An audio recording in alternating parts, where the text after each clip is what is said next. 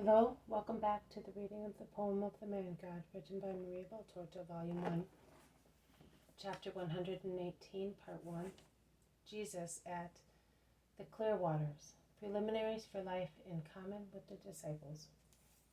26th February, 1945. If this little, low, rustic house is compared to the Bethany house, it is certainly a sheepfold, as Lazarus says. But if it is compared to the houses of Doris's peasants, it is quite a good dwelling.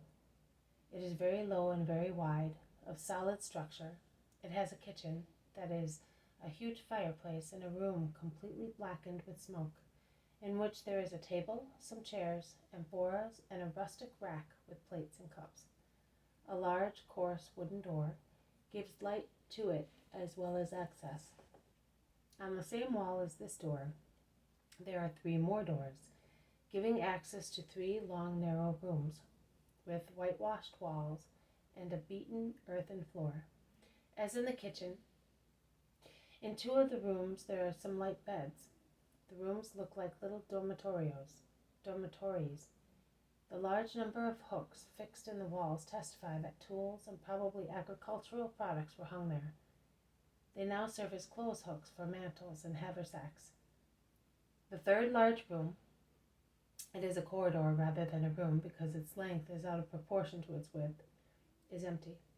It must have been used also to shelter animals because there is a manger and rings on the wall, and on the floor are the typical holes dug by shod hooves.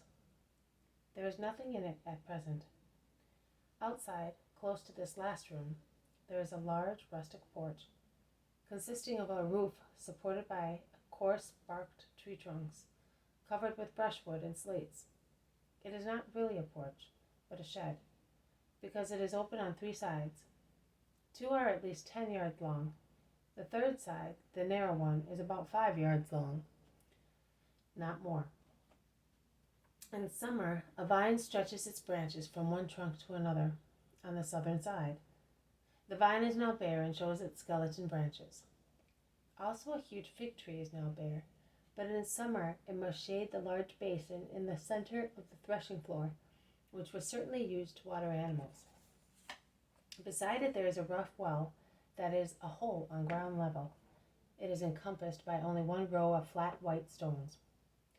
That is the house where Jesus will stay with his disciples in the place called Clear Water. It is surrounded by fields, or rather by meadows and vineyards. And about 300 yards away, please do not take as articles of faith the measurements I give, I can see another house in the middle of fields. It looks nicer because there is a terraced roof, which the house has not got.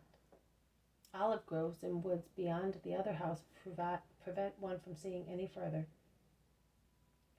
Peter, his brother, and John are working eagerly, sweeping the threshing floor and the rooms, sorting the beds and drawing water. Peter is bustling about the well to sort and reinforce the ropes and make it more practical and easy to draw water. Jesus' cousins instead are working with hammer and files at the locks and shutters, and James of Zebedee helps them sawing and using a hatchet like a shipyard worker. Thomas is busying himself in the kitchen and seems an experienced cook by the way he controls fire and flames, and because of his skill in cleaning the vegetables, which handsome Judas condescended to bring from the nearby village. I understand that there is a village, a large or small one, because Judas says that they bake bread twice weekly, and consequently there was no bread that day. Peter hears him and says, "We will make some cakes. There is flour over there. Quick, take your tunic off and knead it, and then I will cook them. I know how to do it." I cannot help laughing when I see that the Iscariot stoops to mixing the flour in his undertunic, getting thoroughly covered with it. Jesus is not present. Also Simon, Bartholomew, Matthew, and Philip are absent. "Today is the worst day," replies Peter to the mumbling of Judas Iscariot. "It will be easier tomorrow, and in spring everything will be just right." "In spring? Are we staying here forever?" asks Judas, frightened. "Why, is this not a house? It does not rain in it. There is drinking water and a fireplace. What else do you want? It suits me very well, also because I do not smell the stench of Pharisees and company. Peter, let us go and haul in the nets, says Andrew, and drags his brother away before he and the Iscariot start quarreling. That man does not like me, exclaims Judas. No, you can't say that. He is so frank with everybody, but he is good. It's you that is always discontented, replies Thomas, who, on the contrary, is always in high spirits. The reason is that I thought it was something different. My cousin does not prevent you from going to different things, says James of Alphaeus calmly. I think that we all believed that it was a different thing to follow him, because we were stupid. It is because we are stubborn and very proud. He never concealed the danger and fatigue in following him. Judas grumbles between his teeth. The other Judas, Thaddeus, who is working at a kitchen shelf which he wants to convert into a cupboard, replies to him, You are wrong.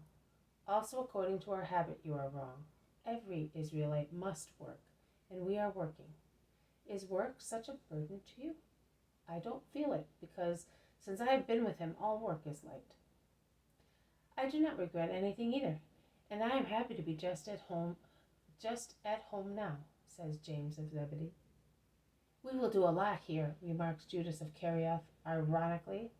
In short, what do you want? What do you expect? A satrap's court? I cannot bear you to criticize what my cousin does. Is that clear? Bursts out Thaddeus. Be quiet, brother. Jesus does not approve of these disputes.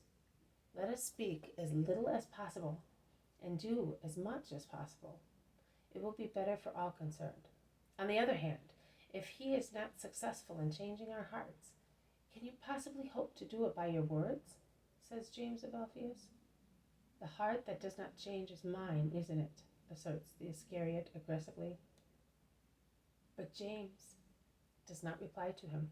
He holds a nail between his lips, and at the same time he nails some boards vigorously, making such a loud noise that Judas's grumbling cannot be heard. This has been a reading from the poem of the Man-God, written by Maria Valtorta, Volume 1, Chapter 118, Part 1, Jesus at the Clear Water Preliminaries for Life in Common with the Disciples. Thank you for listening. I will see you tomorrow. May God bless you, and may peace be with you.